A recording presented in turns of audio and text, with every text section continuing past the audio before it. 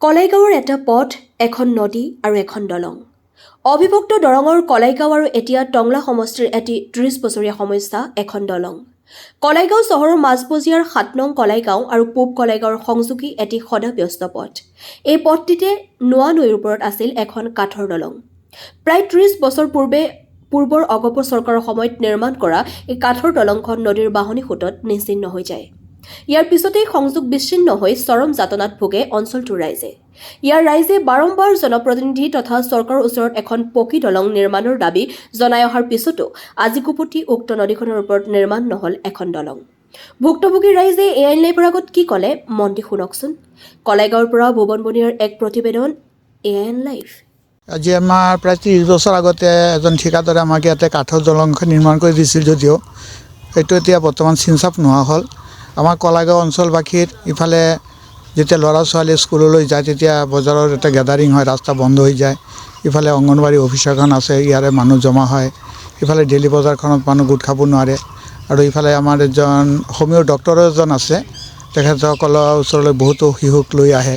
ইফালে আমাৰ নদীখনৰ সিপাৰত এটা LP স্কুলো আছে, তাৰে ল'ৰা ছোৱালীবিলাক যাতায়াত কৰিবলৈ বৰ অসুবিধা হৈ আছে। আমি দীৰ্ঘদিন ধৰি বহুতো আহ্বান জনাইছোঁ, চৰকাৰক ইয়াৰ বিষয়ে জনাইছোঁ। বহুতে ফটো মাৰিছে, বহুতে আমাক আশ্বাস দিছে ইয়াত দলং হ'ব বুলি, কিন্তু আজিলৈকে দলংখন হৈ উঠা নাই। তাৰ বাবে আমি গোটেই ৰাইজে বৰ জমৰ যাতনা ভোগ কৰি আছোঁ। যদি আমাক দয়া কৰি দলংখন কৰি দিয়ে তেতিয়াহ'লে আমাৰ ৰাইজৰ অশেষ সন্তুষ্টি লাভ কৰিম আৰু আমাৰ বহুত সুবিধা হ'ব।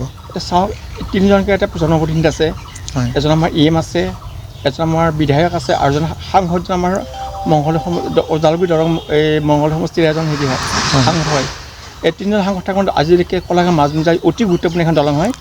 আৰু ইয়াতে এইটো ৰাস্তা দি তাৰমানে কলাইগাঁও থানা বা স্কুল বা মেডিকেল সকলো তাতে যোৱা হয়। কি ক'ব জনপ্ৰতিনিধি তিনিজনক? আমি জনপ্ৰতিনিধিসকলক আগতেও বহুতোবাৰ আমি অনুৰোধ জনাইছিলোঁ, তেখেতে আমাক আশ্বাস দিছিল, দলংখন হ'ব বুলি কৈছিল, কিন্তু আজিলৈকে আমি কোনো পোৱা নাই, তেখেতসকলৰ পৰা সঁহাৰি পোৱা নাই আৰু দলংখন আজিলৈকে হোৱা নাই। ইফালেদি ডাম্পাৰ চলে, গাড়ী চলে, সৰু বাইক চলে, ৰিক্সা চলে, বেটাৰী গাড়ীসমূহ তাৰ কাৰণে জাম হৈ যায়। বহুতো ল'ৰা ছোৱালী কেতিয়াবা দুৰ্ঘটনাত পতিত হয়। তাৰ বাবে আমি খুবেই অসন্তুষ্টি লাভ কৰিছোঁ আমাৰ ৰাইজে। আমি তেখেতসকলক আহ্বান জনাইছোঁ, অতি শীঘ্ৰে আমাৰ দলংখন কৰি দিব লাগে। প্ৰমোদ বড়ো ছাৰক আমি আহ্বান জনাইছোঁ, তেখেতে আমাক সঁহাৰি দিছিল যে কলাইগাঁও অঞ্চলবাসী উন্নতিৰ কাৰণে তেখেতসকলে আমাক কৰি দিবলৈ আমি আহ্বান জনাইছোঁ। আমি অনুৰোধ জনাইছোঁ যে আমাৰ ৰাইজৰ শান্তিৰ বা সুবিধাৰ বাবে আমাৰ কলাইগাঁও ৰাইজৰ অহা যোৱাৰ বাবে যাতায়াতৰ এখন দলং কৰি দিলে আমি খুবেই সন্তুষ্টি হ'ম। তেওঁক আমি ধন্যবাদ জনাইছোঁ। আমাৰ ইয়াত ৭ নম্বৰ ঘূৰি পেলাই আমি যাব লাগে, হস্পিটাললৈ যাব লাগিলে আমাৰ বহুত অসুবিধা হয়। এটা বেমাৰী লৈ ঘৰত বহি থাকিব লাগে। আমাৰ ওচৰত দলংটো আমাৰ এতিয়া হ'ব লাগে।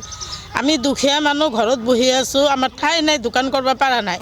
এতিয়া দোকান এটা ল'ব গ'লে কিমান চিকিউৰিটি দিব লাগে।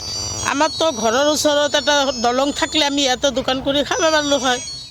যিকোনো খবৰ আৰু বিজ্ঞাপনৰ বাবে যোগাযোগ কৰক 7896121996, লগতে 7002537271।